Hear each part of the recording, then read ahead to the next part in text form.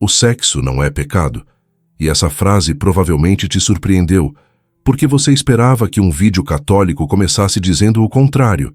Mas a verdade é essa: o sexo, em si mesmo, não é pecado. Na verdade, foi Deus quem o criou, foi Deus quem o quis e foi Deus quem o abençoou. O problema nunca foi o sexo. O problema é o que nós fizemos com ele. Veja, a Igreja Católica não é contra o prazer, não é contra o corpo e não é contra a intimidade entre um homem e uma mulher. A Igreja é contra a mentira, e é exatamente isso que o sexo fora do casamento é: uma mentira dita com o corpo. E ao longo desse vídeo, eu vou te explicar por que isso não é moralismo ultrapassado, não é repressão religiosa e não é invenção de padres do passado. Isso é a verdade sobre quem você é, sobre o que o sexo significa e sobre o que está em jogo toda vez que duas pessoas se entregam uma à outra. O mundo de hoje trata o sexo como se fosse um aperto de mão um pouco mais íntimo, como se fosse apenas uma troca de prazer entre corpos que se atraem. Mas pensa comigo, se fosse só isso, por que tantos relacionamentos que começam no sexo terminam em destruição? Por que tanta gente que faz tudo o que quer, da forma que quer, com quem quer, continua se sentindo vazia, usada, descartada? Por que a geração mais livre sexualmente da história é também a mais ansiosa, a mais deprimida, a mais incapaz de construir vínculos duradouros? A resposta está numa verdade que quase ninguém quer ouvir: o ser humano não foi feito para usar e ser usado. E o sexo, quando vivido fora do seu lugar, faz exatamente isso. Ele transforma pessoas em objetos. Ele promete intimidade, mas entrega solidão. Antes de continuarmos, eu te convido a rezar comigo.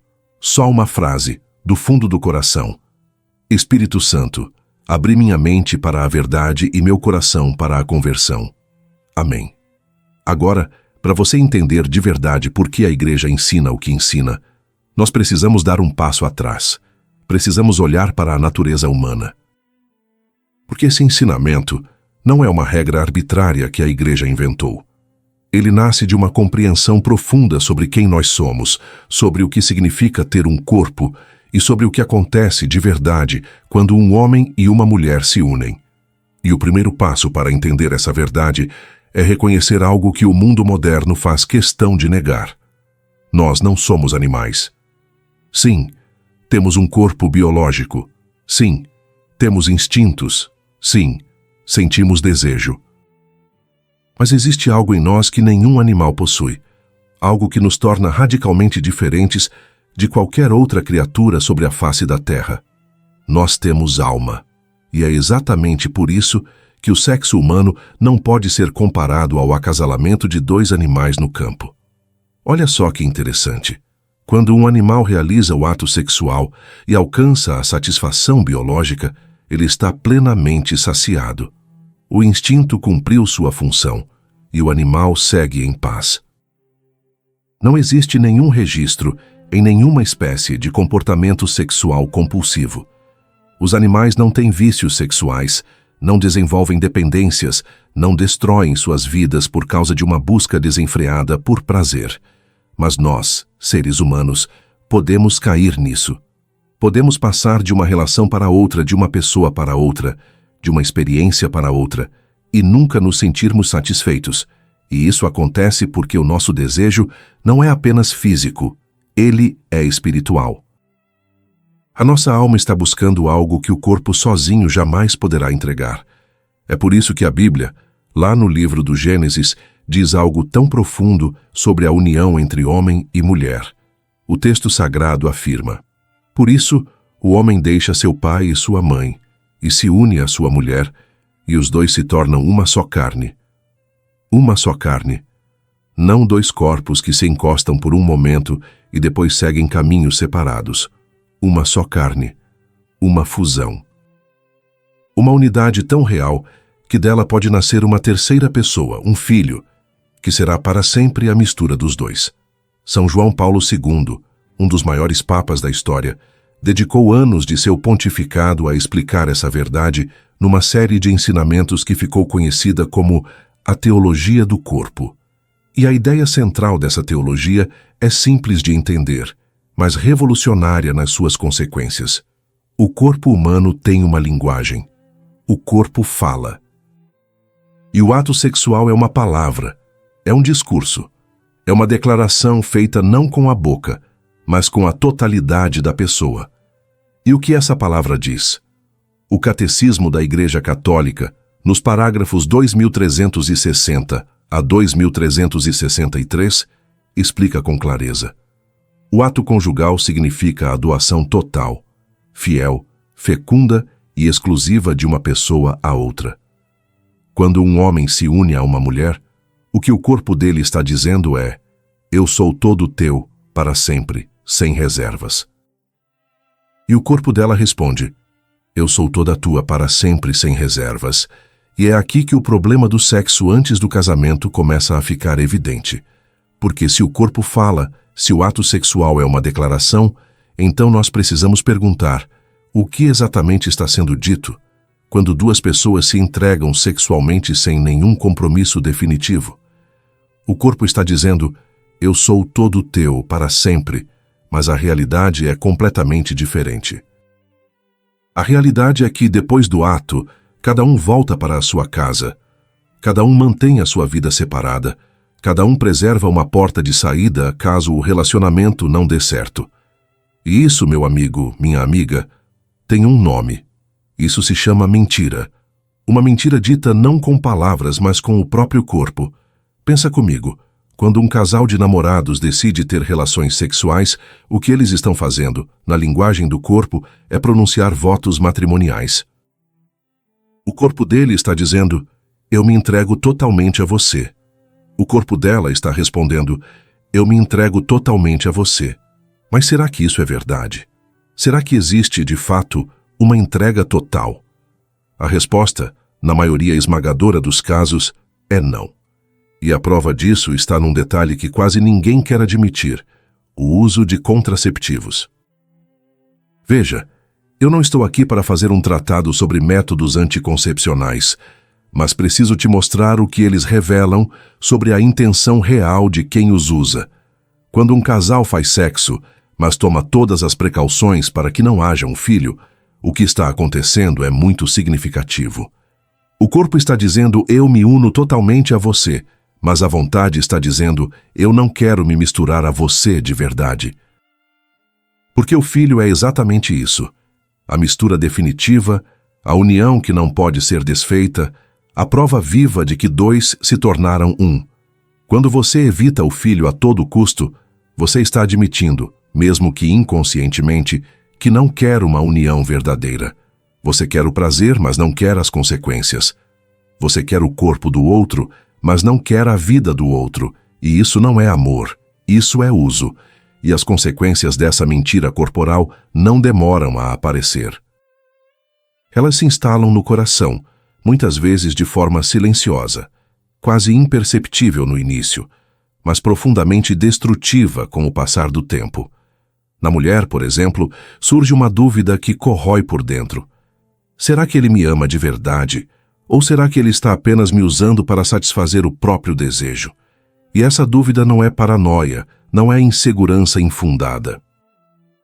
Ela nasce de uma intuição feminina muito real, de um conhecimento instintivo de que os homens são capazes de fazer sexo sem nenhum envolvimento emocional, sem nenhum compromisso verdadeiro. No homem, a insegurança se manifesta de outra forma, mas é igualmente corrosiva. Ele começa a se perguntar: se ela foi capaz de transgredir comigo antes do casamento, será que ela não será capaz de transgredir com outro depois? A confiança, que deveria ser o alicerce de qualquer relacionamento sólido, já nasce rachada. E assim, o sexo que deveria unir acaba separando. O ato que deveria construir intimidade acaba gerando desconfiança. A entrega que deveria ser fonte de segurança se transforma em fonte de medo. O Catecismo, no parágrafo 2390, é muito claro ao dizer que a união livre, onde duas pessoas se recusam a dar forma jurídica e pública a uma ligação que implica intimidade sexual, é gravemente contrária à dignidade do próprio ato e das pessoas envolvidas. Mas eu sei que, chegando até aqui, algumas objeções já estão se formando na sua mente, e eu quero responder a elas com toda a honestidade, porque a fé católica não tem medo de perguntas difíceis. A primeira objeção é a mais comum de todas. Mas, padre, professor, eu amo minha namorada. Eu amo meu namorado. Não é só desejo, é amor de verdade. E eu acredito em você. Eu acredito que existe sentimento genuíno, que existe carinho, que existe vontade de estar junto. Mas deixa eu te fazer uma pergunta que talvez você nunca tenha considerado. Se você ama tanto essa pessoa, por que você não quer se comprometer com ela para sempre diante de Deus e da Igreja? Se a entrega é total, por que o compromisso não é? Veja, o amor verdadeiro não exige provas antecipadas. O amor verdadeiro espera. O amor verdadeiro protege. O amor verdadeiro não coloca o outro em risco de carregar sozinho as consequências de um ato feito a dois. A segunda objeção é aquela que apela para a autonomia. Somos adultos, é decisão nossa, não estamos fazendo mal a ninguém. Mas será que não estão? Será que a ferida que se abre na alma, a insegurança que se instala no coração, a confiança que se quebra antes mesmo de ser construída, tudo isso não é um mal? O fato de duas pessoas consentirem em algo não torna esse algo automaticamente bom. Duas pessoas podem consentir em se destruir mutuamente, e isso não deixa de ser destruição só porque houve acordo. E a terceira objeção, talvez a mais traiçoeira, é aquela que diz: é natural, todo mundo faz parte da vida. Mas pensa comigo, desde quando a maioria determina o que é certo? Desde quando o natural, no sentido de comum, equivale ao natural no sentido de bom? A mentira também é comum. A traição também é frequente. O egoísmo também faz parte da vida de muita gente. Isso não torna nenhuma dessas coisas virtuosa. A Igreja Católica sabe que a castidade não é fácil. Sabe que o mundo inteiro empurra na direção contrária. Sabe que os instintos são fortes e que a tentação é real. Mas a Igreja também sabe que o ser humano foi feito para mais. Foi feito para o amor verdadeiro, para a doação genuína, para a alegria que só vem quando a gente vive de acordo com a verdade. A Igreja não proíbe o sexo antes do casamento porque odeia o prazer ou porque quer controlar a vida das pessoas. A Igreja ensina a castidade porque ama seus filhos e quer protegê-los de feridas que marcam para sempre. E talvez você esteja assistindo a este vídeo e pensando: mas eu já errei, eu já fiz o que não devia. Será que ainda há esperança para mim? E a resposta é sim, 1000 vezes sim. Porque o Deus que criou o sexo, que criou o amor, que criou o casamento, é o mesmo Deus que criou a misericórdia. E a misericórdia de Deus é maior do que qualquer pecado que você tenha cometido. A Igreja não existe para condenar quem caiu, mas para levantar quem quer se erguer. E o caminho de volta tem um nome, chama-se confissão. No sacramento da reconciliação, Deus não apenas perdoa o seu pecado, Ele restaura a sua dignidade. Ele te devolve a pureza que você pensou ter perdido para sempre. Ele te oferece um recomeço verdadeiro, não um recomeço fingido. E se você está namorando agora, se está num relacionamento e ainda não caiu, ou se decidiu recomeçar do jeito certo, eu te encorajo a viver a castidade não como um fardo, não como uma privação, mas como uma preparação. A castidade é o treino do amor verdadeiro. É a prova de que você é capaz de dominar seus instintos em vez de ser dominado por eles. É a demonstração concreta de que você ama a pessoa, e não apenas o prazer que ela pode te dar. Casais que vivem a castidade no namoro constroem um alicerce de confiança que vai sustentar o matrimônio por décadas. E aqui está a perspectiva que muda tudo. O casamento cristão não é apenas um contrato social, não é apenas uma festa bonita, não é apenas a oficialização de um relacionamento. O casamento é um sacramento. É uma imagem viva da união entre Cristo e a Igreja. São Paulo, na carta aos Efésios, capítulo 5, versículos 31 e 32, revela esse mistério. O homem deixa pai e mãe, une-se à sua esposa, e os dois se tornam uma só carne. E o apóstolo completa dizendo que esse mistério é grande e que ele se refere a Cristo e à Igreja. O sexo no matrimônio vivido na verdade e na abertura à vida é participação no amor criador de Deus. É algo sagrado. É algo santo. A castidade, portanto, não é uma prisão. É liberdade. É a liberdade de amar de verdade, de se entregar de verdade, de construir algo que vai durar para sempre. Que Nossa Senhora, a Virgem Puríssima, interceda por você e por todos que buscam viver o amor segundo o coração de Deus. Em nome do Pai, do Filho e do Espírito Santo. Amém. Se este vídeo tocou o seu coração, inscreva-se no canal, deixe seu comentário e compartilhe com alguém que precisa ouvir essa verdade. Até o próximo vídeo.